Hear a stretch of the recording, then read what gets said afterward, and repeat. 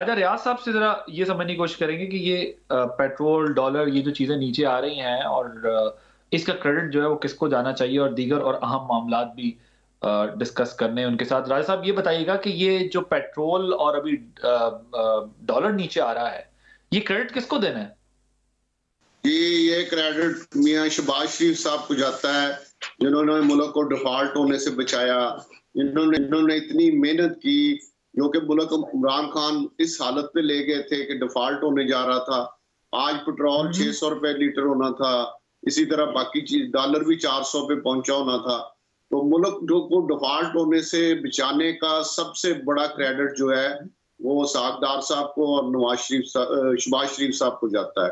तो अब क्योंकि उन्होंने सब कुछ ठीक कर लिया और हुकूमत की टर्म पूरी हो गई, तो उसके जो अच्छे असरात थे, अब वो अवाम पे आने शुरू हो गए हैं और इंशाल्लाह ताला आप मज़ीद देखेंगे कि मज़ीद बेहतरी आएगी और अब मियाँ नवाज शरीफ साहब तशरीफ ला रहे हैं। उनके आने से आपको पता है कि जब भी मुश्किल तरीन वक़्त में मुल्क हुआ है, तो उन्होंने मुल्क को और पाकिस्तान के अवाम को मुश्किलात से निकाला है। अब भी अवाम को मियाँ नवाज शरीफ से बड़ी उम्मीदें हैं और इंशाल्लाह 21 तारीख को वो आ रहे हैं और इंशाल्लाह ताला पाकिस्तान के गरीब अवाम जो बिजली के बिलों की वजह से मर रहे हैं, जो दवाइयां महंगी होने की वजह से मर रहे हैं, जो बच्चों की फीस नहीं दे पा रहे, जो बच्चों को रोटी नहीं दे पा रहे, सनतें बंद हैं, बेरोजगारी है, इन तमाम चीजों का हल एक ही नाम है और वो नाम है नवाज शरीफ। और वो आ रहे हैं इंशाल्लाह ताला 21 को पाकिस्तान में सारे पाकिस्तान पर एक तारीखी इज्तिमा होगा और उसमें इंशाल्लाह वो अपना आइंदा का लाहेमल है, उसका ऐलान ओके। करेंगे। मुझे ये बताएँ आप कि निगरान वज़ीर-ए-आज़म का नाम तो आपने दिया था। क्या आप समझते हैं कि उनकी कोई काबिलियत नहीं है? नहीं, इसकी ईंट जो है वो मियाँ शहबाज शरीफ ने रखी है, इसको बहुत बेहतर उन्होंने किया। बाकी काकड़ साहब बहुत अच्छे तरीके से हुकूमत चला रहे हैं, हर हर आदमी उनकी तारीफ कर रहा है और वो भी इसमें यकीनन पार्टनर है, यकीनन उनका भी हिस्सा है और भी बहुत से लोगों का हिस्सा है। मैं उन सबका शुक्रिया अदा करता हूँ और उनको खराज तहसीन पेश करता हूँ कि जो मियाँ शहबाज शरीफ साहब के चलाए हुए प्रोग्राम को आगे कंटिन्यू कर रहे हैं और ऐसे बजाय इसको खराब करने के उनको जारी रखना, ये भी एक क्रेडिट है और वो यकीनन अपना काकड़ साहब को जाता है। तो जो आप बात कर रहे हैं कि ये फाउंडेशन जो है वो उन्होंने रख दी शहबाज शरीफ साहब ने और अब कारकर्दगी बहुत अच्छी दिखा रही है निगरान हुकूमत, तो आपके ख्याल में निगरान हुकूमत को मज़ीद वक़्त देना चाहिए? इलेक्शन इंशाल्लाह ताला फरवरी में होंगे।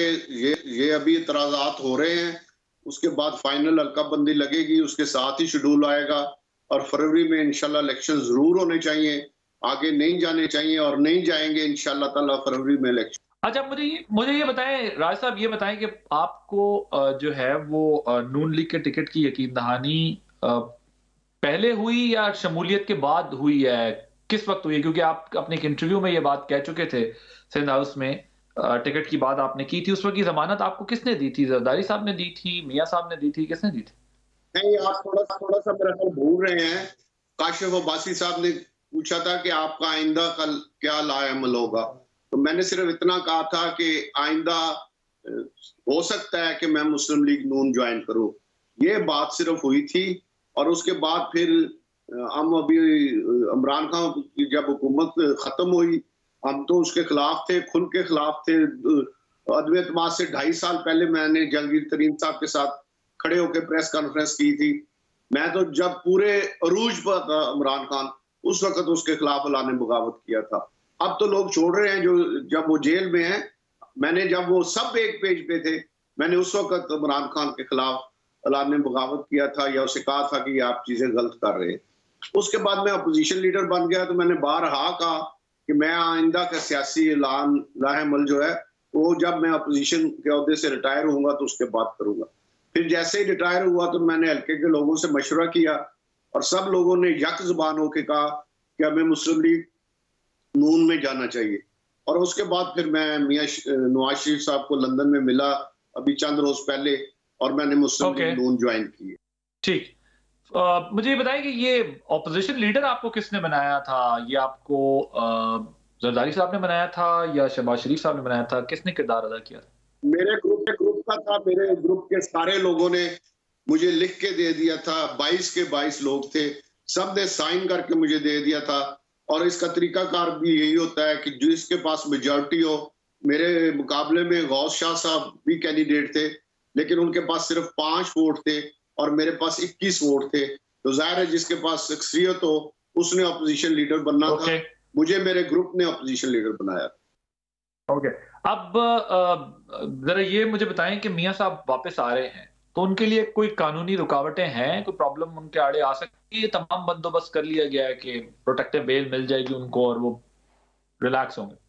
जी, जो हमारे कानूनी मशीर हैं मुस्लिम नून के, वो तमाम कहते हैं कि इंशाल्लाह कल परसों आपके सामने आ जाएगा। वो बेल अप्लाई हो रही है और हमें राहदारी बेल 3-4 दिन की, 5 दिन की मिल जाएगी। और मियां नवाज शरीफ साहब जरूर आएंगे, मुनारे पाकिस्तान पे खिताब भी करेंगे। उसके बाद जिस दिन की तारीख होगी उस दिन अदालत में भी जाएंगे और जो अदालत का फैसला होगा उसको कबूल भी करेंगे। हमको पेट्रोल के बम नहीं मारेंगे, पत्थर नहीं मारेंगे, हमको डंडे नहीं मारेंगे, जुल्म नहीं करेंगे पुलिस पर। जो कानून फैसला करेगा उस पर अमल करेंगे। ठीक।